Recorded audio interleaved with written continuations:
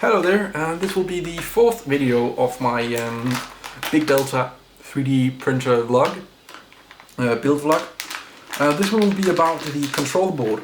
I was a bit uncertain on what control board I wanted to use, but with this particular build, a 3D printer build, I am under a bit of time pressure because I want to get this done by the end of the month.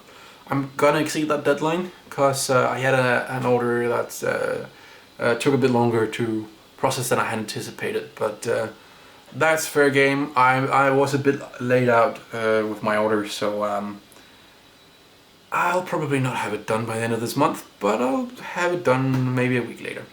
But as I mentioned, I was under a bit of time pressure, so when I looked at options, I was looking at the smoothie board 4XC, which this is. And I was looking at the Aztec X5 Mini from, I'm not going to try and pronounce that, which is a good bit cheaper, smaller, but less feature-rich. Well, it has some features that this doesn't have, and it's missing some features that this does have. All of my things are probably going to be European themed because I live in Denmark, so I got my parts from European sources. I have the links to where I got most of my stuff in the European BOM on the GitHub. Let's see. I'm not entirely Robot Seed or something like that where I got this. On the pictures I see of it, it doesn't have the Ethernet soldered on, but it does on the one that came to me. So I don't know if it does that on all of them. I honestly didn't look too far before I ordered, because the Aztec X5 Mini was out of stock at the time of me building this printer. It still is because of some part sourcing issues. But recently I've been looking a bit more. When I made the bill of materials, I got to look at the Replicape, which is they're apparently called capes for the BeagleBone Black. I think it's compatible with the normal BeagleBone as well. But yeah, BeagleBone Black cape, and it looks pretty awesome. The BeagleBone, if you're not aware, has two PRUs in it. It's called, I think they have two, but they have a PRUs in them called, which stands for Programmable Real-Time Units.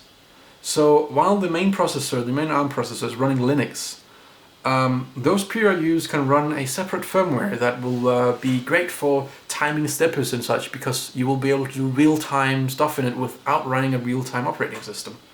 So when you're running the Replicape as intended, the BeagleBone Black will be running a Linux distribution. I believe it's called Kamikaze. It'll be running a Python serial driver of some sorts. I'm not entirely sure what that's called now, but it looks really interesting. And then it'll be running Octoprint on the Linux part. So the piece of software they have running on the Linux side emulates a serial port, which Octoprint talks to, which then in software talks directly to the programmable real-time units. So it's just a single board with the cape on top for the stepper drivers and such. But the reason I like that board so much is because it's really well designed. They have good thermal management for the stepper drivers. They have good MOSFETs with, I believe the first one had drive chips in the gates. I'm not entirely sure if Rev B does have that, but to be fair, that might have been a bit overkill. But it's just, I really like it. It's really well laid out. And it just looks nice. So definitely take a look at that. But this is what I went with. So yeah, things about this one. Any special things? I haven't really played too much with this yet because I don't have most of my parts. I don't really want to hook up steppers before I have the frame together so that I can go and measure wiring runs and do those nice and tidy. I don't want to have too long wires, so I'm not going to crimp on the connectors before that. I have run the extruder on there, even though I am going to have to redo the crimps on that one, but I just couldn't stop. I had to have a bit of play with it. I'm gonna be running my printer off of 24 volts. I'll talk a lot more about my power supply in the power supply video that I'm probably gonna be filming right after this, because now I realized I have a need for it. But yeah, I'm gonna be running 24 volts into the VBB, which I don't know what stands for, but VBB is gonna be 24 volts. I'm gonna be running a separate 5 volts in on these two pins. That's important. Do not put your 12 or 24 volts on this socket over here. This is 5 volts for the logic and such. So 24 volts over here, 5 volts here. I'm gonna be powering my heated bed, hot end, and my steppers off of VBB, which would be 24 volts. And I'm gonna power my fans off of a separate 12 volt supply. I believe this is an input for an external power source.